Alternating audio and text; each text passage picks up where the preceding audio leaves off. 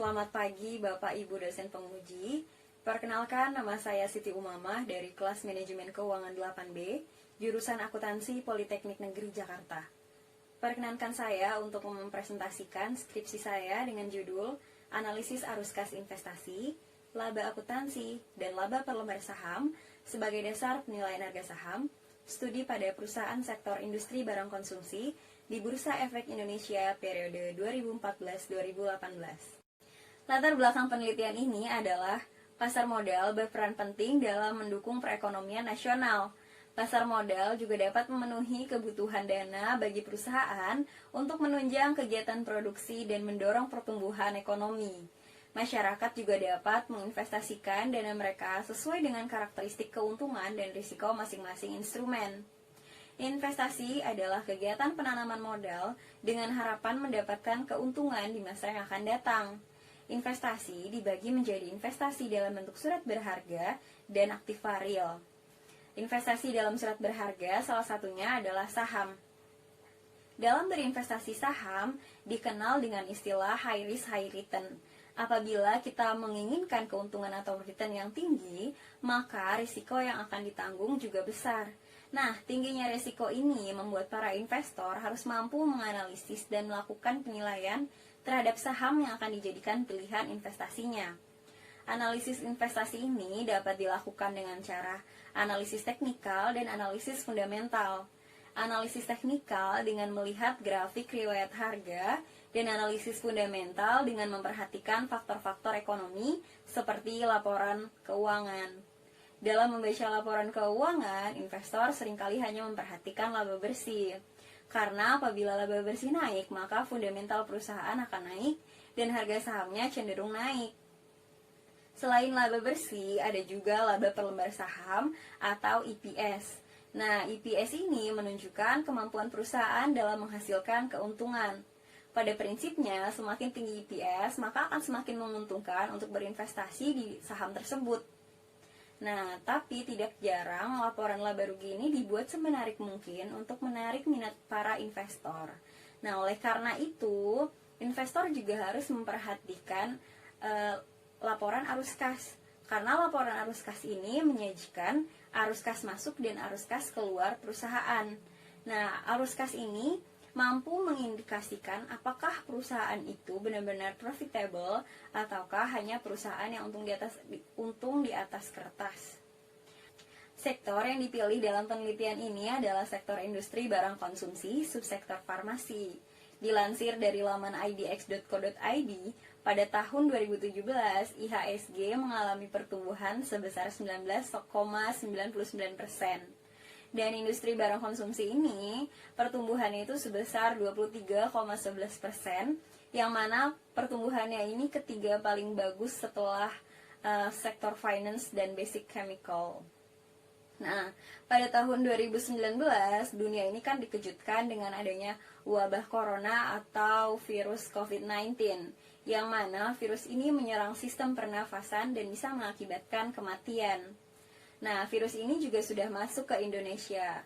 Nah, masyarakat Indonesia ini membeli masker atau menggunakan masker untuk perlindungan diri dan juga mengkonsumsi obat-obatan ataupun vitamin untuk menjaga daya tahan tubuh. Nah, masker, obat, vitamin ini bisa didapatkan di farmasi. Nah, tingginya permintaan ini membuat harga obat dan masker tersebut mengalami kenaikan. Hal ini sesuai dengan teori permintaan dan penawaran. Nah, tentu saja yang akan diuntungkan adalah sektor industri barang konsumsi, terutama sektor farmasi. 2 dari 4 penelitian terdahulu, yaitu penelitian yang dilakukan oleh Yoselin 2012 dan Maharani 2012, masih ada sedikit kekurangan. Berdasarkan uraian latar belakang tersebut, maka akan diteliti kembali penelitian dengan judul Analisis Arus Kas Investasi, Laba Akuntansi, dan Laba per lembar saham sebagai dasar penilaian harga saham, studi pada perusahaan sektor industri barang konsumsi di Bursa Efek Indonesia periode 2014-2018. Pada penelitian-penelitian sebelumnya terdapat kekurangan, yaitu penelitian yang dilakukan oleh Yoselin 2012, di mana data yang digunakan tidak lengkap, sehingga banyak sampel yang gugur dalam seleksi. Kemudian, penelitian yang dilakukan oleh Maharani 2012 memiliki kekurangan karena menggunakan analisis jalur, sedangkan sampel yang digunakan hanya 31 perusahaan. Menurut Sarwono 2012, untuk menggunakan analisis jalur, ukuran sampel yang diperlukan harus di atas 100 sampel. Maka, untuk menutup kekurangan tersebut, penelitian ini akan menganalisis arus kas investasi, laba akuntansi, dan laba per lembar saham sebagai dasar penilaian harga saham. Arus kas investasi, laba akuntansi, dan laba per lembar saham dapat digunakan untuk mengetahui kekuatan dan kelemahan perusahaan. Nah, pengaruh dari masing-masing variabel ini dapat digunakan sebagai dasar penilaian harga saham. Kemudian, pemikiran yang kedua yaitu di sini adalah kerangka penilaian harga saham, yang mana saya menggunakan perbandingan antara nilai intrinsik dengan harga pasar. Nah, nilai intrinsik ini didapatkan dari pendekatan PER, yaitu nilai intrinsik sama dengan estimasi EPS dikali PER. Dan harga saham ini didapat dari closing price atau harga penutupan. Nah, nilai intrinsik ini dibandingkan dengan harga pasar. Apabila nilai intrinsik ini lebih besar daripada harga pasar, maka hasil penilaian ini adalah undervalue atau murah, dan keputusan investasinya adalah membeli saham tersebut. Sedangkan kalau nilai intrinsik sama dengan harga pasar, itu adalah corrected value, dan keputusan investasinya adalah menahan saham tersebut. Dan apabila nilai intrinsiknya ini lebih kecil dari harga pasar, itu adalah overvalue atau mahal, dan keputusan investasinya adalah menjual saham tersebut. Metode penelitian yang digunakan adalah metode statistik deskriptif dengan pengujian verifikatif menggunakan regresi berganda.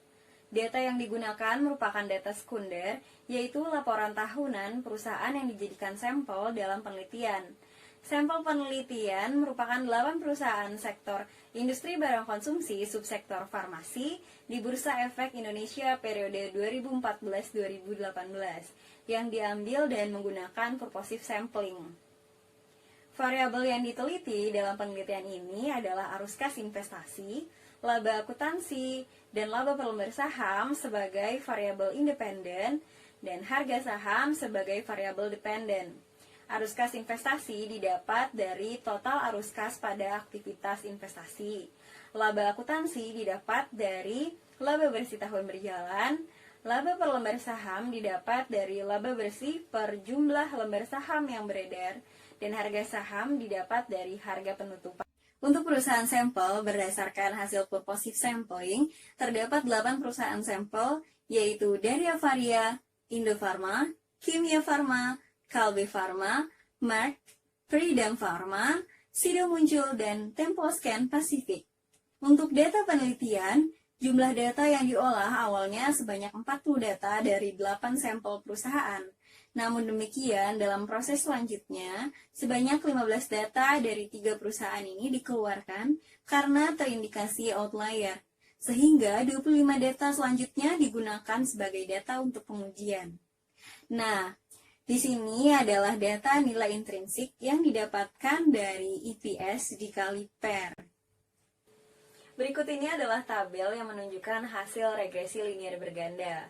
Nah, berdasarkan tabel tersebut didapatkan model regresi, yaitu ln Y sama dengan 2,025 ditambah 0,161 ln X1 dikurang 0,052 ln X2 ditambah 0,578 ln X3.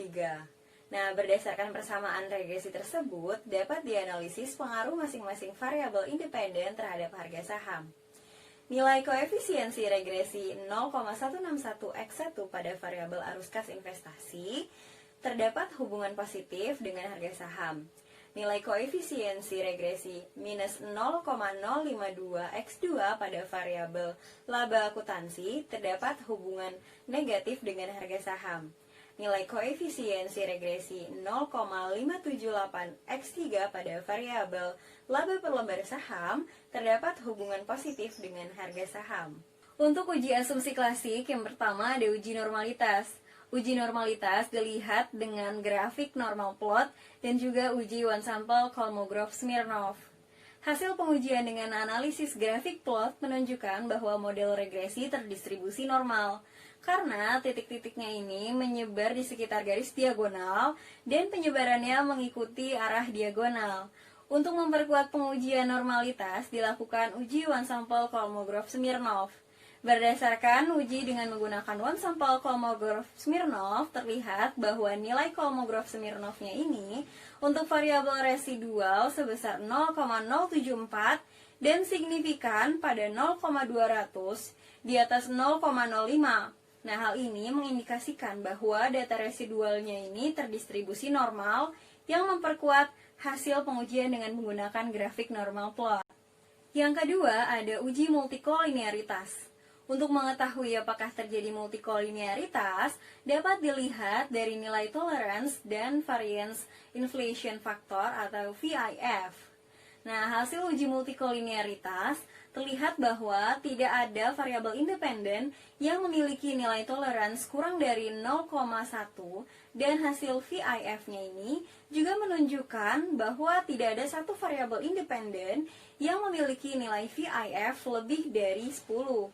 Maka tidak ada gejala multikolinearitas. Yang ketiga, ada uji heteroskedastisitas. Pada grafik tersebut terlihat bahwa tidak terdapat pola yang jelas serta titik-titiknya ini menyebar di atas dan di bawah angka 0 pada sumbu Y.